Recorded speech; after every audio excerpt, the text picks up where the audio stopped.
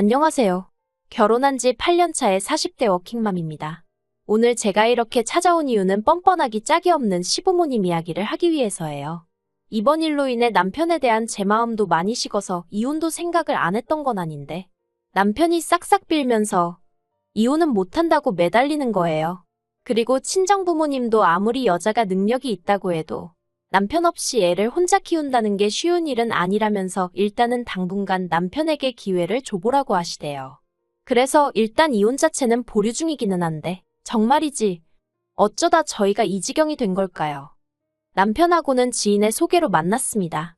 당시 저는 온라인으로 의류 쇼핑몰을 운영 중이었고 남편은 중견기업을 다니는 회사원이었어요. 서로 첫 만남부터 호감을 느껴서 두세 번 데이트하고 바로 사귀는 사이가 되었지요.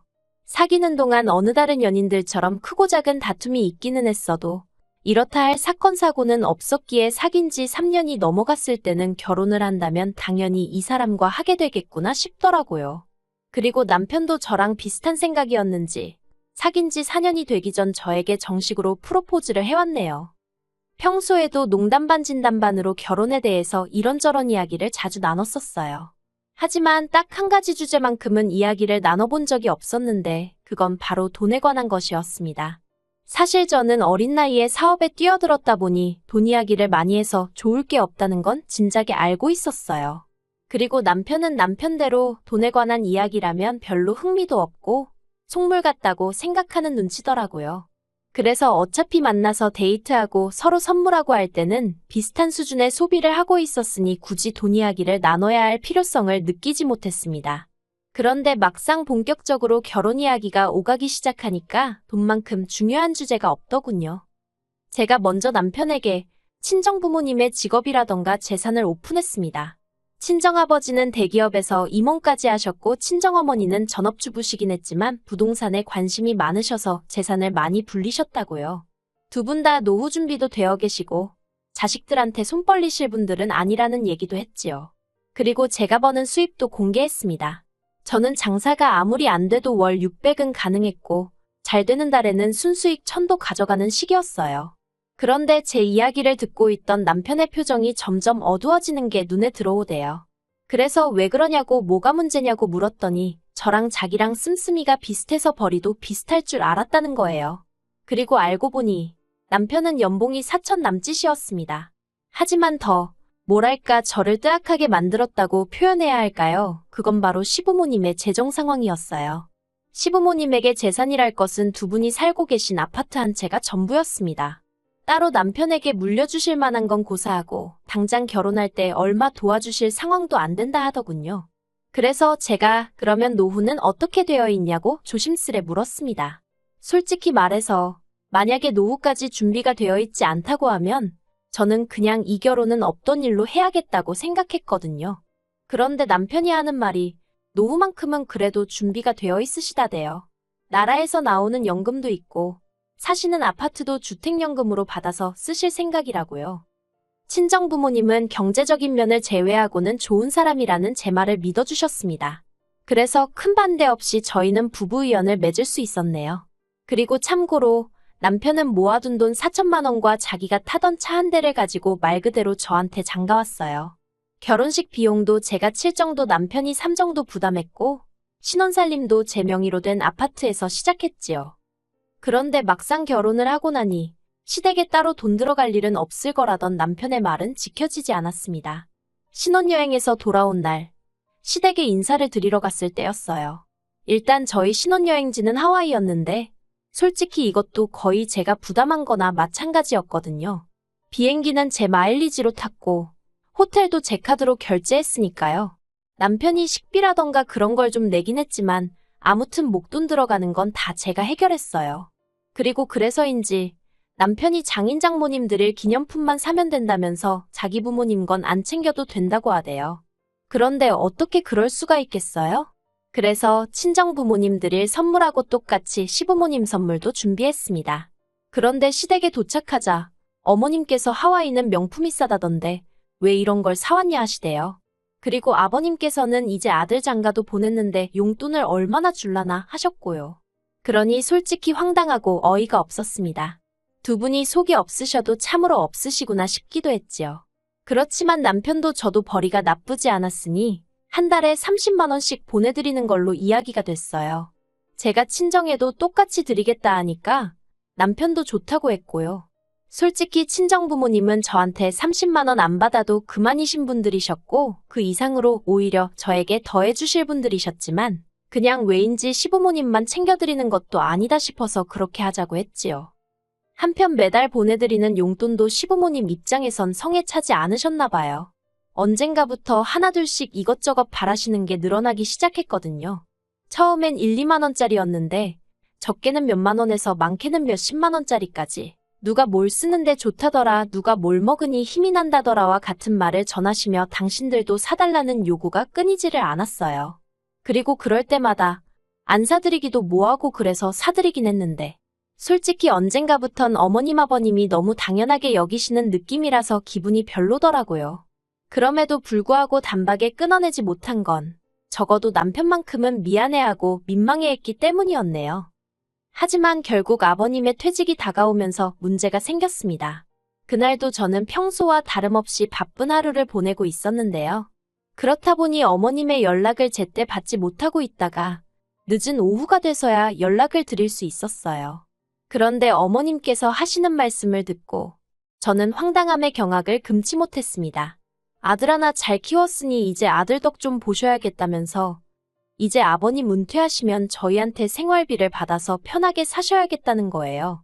그러면서 당장 3달 뒤부턴 120만 원씩 자동이체를 해달라나요? 저는 제 귀를 의심했어요. 120만 원이라니? 아무리 저나 남편이 벌이가 괜찮다고 해도 애도 있고 그렇다 보니 앞으로 돈 들어갈 일이 태산이었는데 한마디로 눈앞이 깜깜하대요. 게다가 까놓고 말해서 어머님 아버님 용돈을 뭐 한두 달 드리고 말 것도 아니고 일단 시작하면 돌아가실 때까지 드려야 하는 게 기정사실이었으니까요. 하지만 이런 제 걱정과는 상관없이 어머님은 당신 계좌번호는 문자로 보내겠다면서 꼭 자동이체해 놓으라고 몇 번을 당부하셨습니다. 그리고 그날 밤 퇴근하여 집에 온 남편에게 오후에 어머님이 하셨던 말씀을 전했습니다. 남편더러 알고 있었냐니까 자기도 전혀 몰랐다면서 당혹스러움을 감추지 못하대요. 그래서 제가 남편더러 시댁에 120만 원을 드리면 친정에도 120만 원을 드려야 하고 그러면 총 240만 원이다. 240만 원이면 당신 월급에서 당신 용돈 빼고 전부 다 그냥 나가는 거다. 너무 빠듯해서 그렇게는 못 드릴 것 같다고 했어요. 그랬더니 남편이 제 말이 맞다 하면서도 한다는 소리가 지금도 생각하니까 또 짜증이 나네요. 남편이 장인 장모님은 돈도 많으신데 120만 원씩이나 드릴 필요가 있냐는 거예요. 자기 부모님만 드리면 크게 부담되는 금액은 아니지 않냐면서 그냥 시댁만 챙겨드리면 되지 않냐는 겁니다. 그래서 제가 말도 안 되는 소리 좀 하지 말라 했어요. 시댁과 친정은 항상 똑같이 챙겨드리기로 했던 거 잊었냐고요. 그랬더니 남편이 양쪽 부모님 형편이 다른데 솔직히 어떻게 매번 똑같이 챙겨드리냐며 솔직히 자기는 저희 친정 부모님이 너무 부럽답니다. 그리고는 자기 부모님도 저희 부모님처럼 골프도 치고 해외여행도 다닐 수 있게 해드리고 싶다대요. 어이가 없어서 친정 부모님은 당신들 능력으로 다니시는 건데 그 얘기가 지금 여기서 왜 나오냐고 이상한 소리 좀 하지 말라고 했습니다. 그리고 지금 우리가 돈을 많이 버는 것 같아도 여기저기 적금에 보험에 빠져나갈 것도 많다고 어쩌다 한 번씩 일회성으로 용돈은 드릴 수 있어도 고정적으로 목돈을 드리는 건 안 된다고 딱 잘랐지요. 그랬더니 남편이 그러면 몇 개는 이참에 해지하면 되는 거 아니냐면서 정말 우리가 돈이 없는 것도 아닌데 어떻게 부모님을 모른 척 하느냐고 저더러 정말 너무하다대요.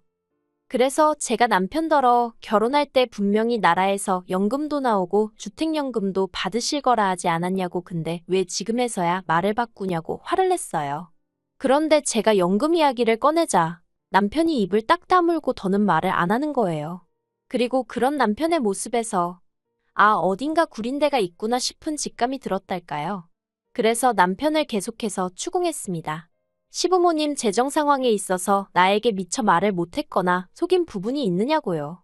그리고 그제서야 남편이 머리를 벅벅 긁으며 한다는 소리가 저희 결혼할 때는 분명 그런 계획이셨는데 저희 애가 어린이집에 가던 시기에 아버님이 어디 투자를 하시겠다며 집을 담보로 대출을 1억 받으셨답니다. 그 소리 듣는데 정말 뒷목 잡고 쓰러질 뻔했어요. 1억이 네 집 개 이름도 아니고 무슨 생각으로 그러신 건지 도통감이 안 와서요. 결국 몇 날 며칠 남편과 설전을 벌이다 안 되겠다 싶어서 시댁을 찾아갔습니다. 그리고 어머님 아버님께 단도직입적으로 120만 원을 그것도 매달 드리는 건 안 된다고 말씀드렸어요. 그랬더니 어머님이 아들놈 번듯하게 키워놨을 때는 어느 부모라도 이 정도는 기대했을 거랍니다. 그러면서 니들이 얼마를 버는데 그 돈 100만 원도 못 준다는 거냐면서 화를 내시는 거예요. 그래서 어머님 아들이 월 300 좀 넘게 가져오는 게 다라고 말씀드렸습니다. 그리고 어머님 아버님한테 돈을 드리면 저희 부모님한테도 드려야 한다고 그러니 돈 100이 아니라 한 달에 무려 240만 원씩 나가게 된다고요. 그랬더니 어머님이 너네 부모는 돈도 많은데 돈을 왜 주려고 그러냐시대요. 어렵다는 사람만 주면 되는 거 아니냐면서 뭐하러 거기다까지 돈을 퍼주려고 하느냐고요. 그리고 솔직히 아무리 시부모님이라지만 그 뻔뻔함과 염치 없음에 저는 정말 학을 뗐어요. 막말로 저한테 아쉬운 모습이라도 보이시면서 어떻게 부탁이라도 하셨으면 저도 사람이니 마음을 달리 먹고 어떻게든 가능한 쪽으로 최대한 어머님 아버님 편에서 생각을 해봤을지도 모르죠. 하지만 이건 뭐 누가 보면 어머님 아버님이 저한테 돈이라도 맡겨놓은 줄 알겠더라니까요. 결국 저는 남편과 합의를 봤습니다. 생활비와 아이양육비 명목으로 200만 원을 각자 각출하고 나머지 수입은 알아서 따로 관리하자고요. 저더러 너무한다는 남편에게 너무한 건 내가 아니고 당신 부모님이니까 나를 원망하지 말라고 했어요. 그랬더니 자기도 뭐라 할 말이 없는지 반박은 못하고 궁시렁거리기만 하대요. 하지만 그러던지 말던지 더는 제 알바가 아니었지요. 저는 오히려 그렇게 생활비를 각출하고 나니까 여유가 생겨서 그전에는 돈 아까워 사지 못했던 브랜드 옷도 사입고 친구들 만나서 기분 좋게 밥도 한 끼씩 살 수 있어 좋았거든요. 그리고 지난주 어머님 생신을 축하하기 위해 호텔 중식당으로 향했습니다. 어머님 본인이 약속 장소며 시간까지 다 정하고 예약까지 하신 뒤 저희에게 통보를 해오셨대요. 혹시나 해서 찾아보니 인당 25만 원짜리 식당이었습니다. 어이가 없었지만 저보다 남편이 더 황당해하대요. 그도 그럴 것이 저야 제 몫만 지출하면 됐지만 남편은 3명분 즉 75만 원의 창가 쪽 뷰를 선점했다는 이유로 5만 원이 추가된 80만 원을 내야 하는 상황이었거든요. 식사가 시작되자 어머님은 제게 그나저나 왜 이렇게 양손이 가벼워 보이냐며 두둑 한 봉투로 대신 가져왔냐고 물으셨어요. 그래서 제가 어머님께 남편에게 못 들으셨냐고 이제 양가 부모님 생신이라던가 명절은 각자 알아서 챙기기로 했다고 말씀드렸지요. 그리고는 남편더러 뭐 챙겨온 거 없냐고 웃으며 물었거든요. 그랬더니 남편이 저를 잠깐 노려보더니 주섬주섬 품 안에서 봉투 하나를 꺼내서 어머님께 드리더라고요. 그리고 저희 어머님의 전매 특허 앞에서 대놓고 봉투 열어보기를 선보이셨습니다. 그런데 어머님 안색이 갑자기 어두워지더니 이게 다냐며 짜증 섞인 목소리를 내셨어요. 그래서 얼만가 했더니 세상에 남편이 달랑 5만 원짜리 2장을 넣었던 모양입니다. 그러자 남편은 남편대로 돈이 없는데 어떡하냐며 짜증을 내더라고요. 그리고는 덧붙이기를 식당은 또 왜 이렇게 비싼 대로 했냐면서 이건 엄마 마음대로 정한 거니 엄마가 네 그러는 게 아니겠어요? 하이고 전에 싸울 때는 아주 어머님 아버님 안쓰러워 어쩔 줄을 몰라 하길래 효자납셨다 싶더니만 돈 80만 원 앞에서 무너질 줄은 몰랐죠. 그리고 그제서야 상황 파악이 되신 건지 어머님이 이게 다 무슨 일이냐며 어떻게 부부가 돈 관리를 따로 하느냐고 화를 내셨습니다. 저더러 아주 이기적이라며 그럴 거면 결혼은 못하러 했냐는 거예요. 그리고 저도 더는 참고만 있어선 안 되겠다 싶대요. 제가 어머님더러 저도 이럴 줄 알았으면 결혼 안 할 걸 그랬다고 그랬습니다. 그리고는 애만 아니면 어머님께 저 사람 돌려드리고 싶은 심정이라고 한마디 해버렸지요. 그리고 그렇게 집에 돌아오자 남편이 정말 언제까지 이럴 작정이냐입니다. 그래서 제가 남편더러 나는 누구처럼 공수표 날리고 그런 사람이 아닌 거 모르냐 했어요. 그리고는 오늘 어머님 아버님 태도를 보아하니 두 분이 달라지실 기미는 전혀 없어 보이고 당신하고 같이 살아서 나한테 득될 것도 없어 보인다 했습니다. 그랬더니 남편이 눈을 동그랗게 뜨더니 그게 무슨 소리냐며 설마 이혼하잔 소리냐며 그렇게는 못한대요. 그러더니 급기야 자기는 이제 제가 어머님 아버님한테 용돈을 드리던지 말던지 일절 신경 쓰지 않을 거고 간섭도 안 할 거고 아예 관심을 끊겠다면서 저더러 이혼만은 얘기하지 말라며 애걸복걸 난리도 아니더라고요. 그래서 일단은 이혼은 하지 않기로 했어요. 그리고 남편은 예전처럼 저더러 경제권을 가져가라 했지만 그것도 가져오지 않기로 했습니다. 그저 당분간은 어머님 아버님한테는 어떻게 하는지, 저와 애한테는 어떻게 하는지, 돈 관리는 어떻게 하는지 전부 다 지켜보려고요. 한 1년쯤 두고 보고 영 글렀다 싶으면 그때는 정말 더는 기회고나 발이고 그냥 이혼할 생각입니다. 아 그리고 어머님 아버님은 저더러 괘씸하네 어쩌네 하시며 난리셨는데 그래도 그건 남편이 나서서 해결했어요.